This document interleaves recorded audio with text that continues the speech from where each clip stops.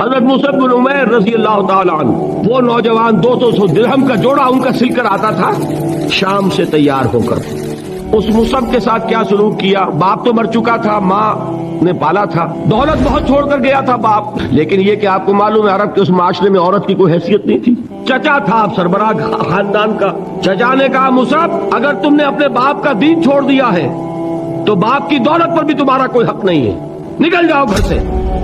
اور مصعب چلنے کے لیے تیار ہو گئے۔ چچا نے سوچا، میں سمجھتا تھا کہ ہوش ٹھکانے آ جائیں گے، یہ تو تیار ہو گیا نکلنے کے لیے، غصے میں آ کے اگلی بات کہی، یہ کپڑے جو پہنے ہوئے تم نے یہ بھی اسی مشرک باپ کی کمائی کے ہیں، اتارو ان کو۔ وہی کپڑے اتارے، مادرزاد برہنہ گھر سے نکالے گئے اور وہاں سے گئے، پھر حضور کی خدمت میں کپڑے کہیں سے مانگے ہوں گے۔ بہرحال وہ مصعب بن عمیر ہیں جو غزوہ احد میں شہید ہوئے، اور جب شہید ہوئے تو ان کے جسم پر صرف ایک چادر تھی۔ پھر یاد کر لو، پھر تازہ کر لو اپنے اس یقین کو کہ کامیابی دولت سے نہیں، کامیابی ثروت سے نہیں، کامیابی اقتدار سے نہیں، کامیابی شہرت سے نہیں، کامیابی جائیداد سے نہیں، کامیابی ہے ایمان سے، کامیابی ہے عمل صالح سے، کامیابی ہے تواصی بالحق سے، کامیابی ہے تواصی بالصبر سے۔ یہ چار چیزیں ہیں کہ جو کامیابی کے لوازم۔ اس کائنات میں ہر شے اللہ کی نشانی ہے۔ جیسے آپ کو اپنے کسی دوست کی دی ہوئی کوئی شے دیکھتے ہی دوست یاد آ جاتا ہے، ایسے ہی آفاق و انفس میں اللہ کی نشانیاں ہیں، تمہارے اندر بھی اللہ کی نشانیاں ہیں۔ ذرا توجہ تو کرو، آفاق کو دیکھو، کھول آنکھ، فلک دیکھ، زمین دیکھ، فضا دیکھ۔ افلا ينظرون الى الابل كيف۔ اکثریت مسلمانوں کی مومن نہیں ہے، مسلم ہے، اکثریت مسلمانوں کی اگر مومن ہوتی تو مسلمان دنیا میں ذلیل و خوار نہیں ہو سکتا تھا۔ وَلَا تَهِنُوا وَلَا تَحْزَنُوا وَأَنْتُمُ الْأَعْلَوْنَ إِن كُنتُم مُؤْمِنِينَ۔ اے مسلمانوں گھبراؤ نہیں، افسوس نہ کرو، ہمارا وعدہ ہے اگر تم مومن ہوگے تو تم ہی سب سے بلند ہوگے۔ تو آج تو ہم بلند نہیں ہیں، بلند تو امریکہ ہے، بلند تو برطانیہ ہے، بلند تو یورپ ہے، یورپین یونین ہے، چائنا ہے، رشیا ہے۔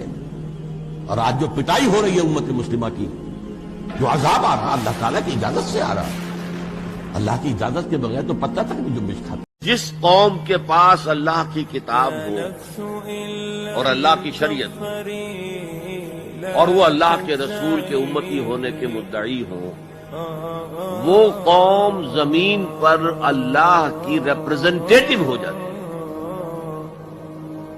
اب اگر وہ قوم اپنے عمل سے مس ریپرزینٹ کرے تو وہ کافروں سے بدتر ہے، غیر مسلموں سے بدتر ہے۔ انسان کو پیدا کیا تو کیا جنوں کو نہیں کیا؟ کیا فرشتوں کو نہیں کیا؟ کیا یہ گیلیکسیز پیدا نہیں کی؟ کیا چاند اور سورج نہیں پیدا کیا؟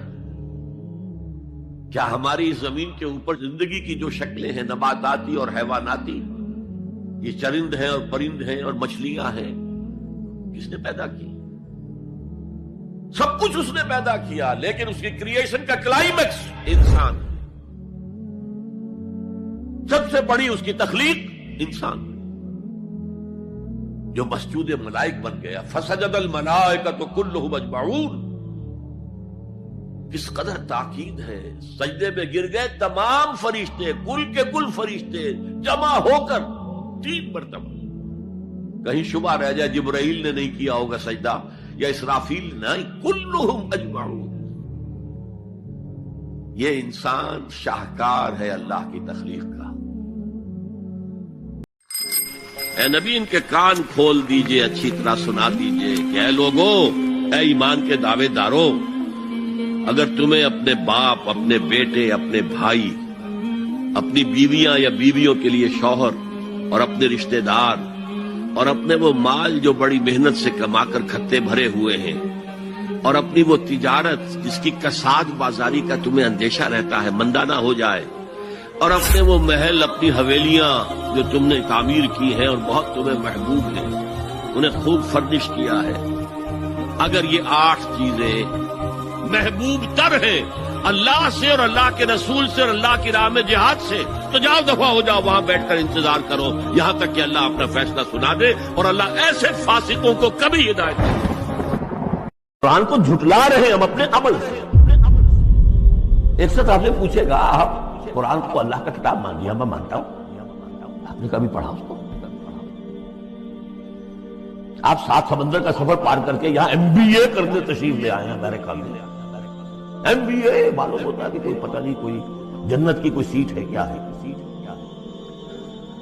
قرآن آپ نے نہیں پڑھا تو کیسا ایمان ہے آپ کا قرآن؟ کیا جواب دیں؟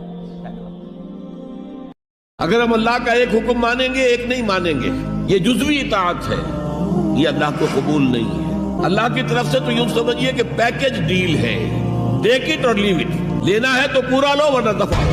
اللہ کو تمہاری ضرورت نہیں ہے، تمہیں اللہ کی ضرورت ہے۔ یا ایھا الذین آمنوا ادخلوا فی السلم کافہ، اے ایمان والو اسلام میں داخل ہونا تو پورے کے پورے ہو، ادھورے نہیں۔ اور سورہ بقرہ کی آیت نمبر 85 کے اندر تو جو وعید آئی ہے، افتؤمنون ببعض الکتاب وتکفرون ببعض، کیا تم ہماری کتاب، ہماری شریعت کے کچھ حصے کو مانتے ہو اور کچھ کو رد کرتے ہو؟ تو جو کوئی بھی تم میں سے یہ روش اختیار کریں گے، ان کی کوئی سزا اس کے سوا نہیں ہے کہ دنیا میں ذلیل و خوار کر دیے جائیں، اور قیامت کے دن یردون الی اشد العذاب، شدید ترین عذاب میں جھونک دیے جائیں۔ وما اللہ بغافل عما تعملون، اللہ غافل نہیں ہے، بے خبر نہیں ہے، لا علم نہیں ہے اس سے کہ سب سے بڑا ذریعہ جو ہے استقامت کا، ہمت کا اور کھڑے رہنے کا اور صبر اور مصابرت کا، وہ اللہ کا ذکر ہے۔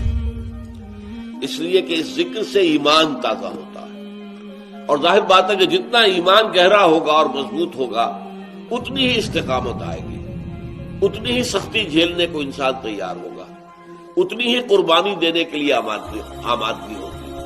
جتنا ایمان آخرت پر پختہ ہوگا اتنا ہی انسان اپنی اس زندگی کو قربان کرنے اور نچھاور کرنے کے لیے آمادہ ہوگا۔ کہ فرق کیا پڑتا ہے؟ ایک پردہ ہی تو ہے نا اس دنیا اور اس دنیا میں۔ ایمان پختہ ہو اللہ کی ذات پر تو انسان کھڑے رہے گا مشکل ترین حالات۔ نبی بھی ایسے گزرے، ان کے ساتھ کوئی نہیں آیا، کوئی پرواہ نہیں۔ کیا جب کہ اللہ تعالیٰ آپ کی طرف لوگوں کا رجوع کر دے، لوگ آ جائیں۔ بہرحال یہ چیزیں ہیں ان کے لیے دمادم زن، دمادم زن، دمادم زن، بانشہ درویشی درساز و دمادم زن۔ اب یہ کہ اگر آپ کی کوششوں کو کچھ کامیابی نظر آ رہی ہو، اللہ کا فضل سمجھیے، کہ آپ کی طاقت و صلاحیت کا نتیجہ نہیں ہے، کہ اللہ کی توفیق نہیں آئے کوئی پرواہ نہیں، قطعاً کوئی پرواہ نہیں، قطعاً کوئی پرواہ نہیں۔ اگر آپ لگے رہے تو دنیا میں کوئی تبدیلی آئے نہ آئے، آپ کی عاقبت سنور جائے گی، آپ اللہ کے ہاں جا کے سرخرو ہو جائیں، بشرطے کہ اپنا سب کچھ لا کر ڈال دیا ہو میدان میں، محض انگلی کٹا کر جو ہے شہید نہ بن جائے۔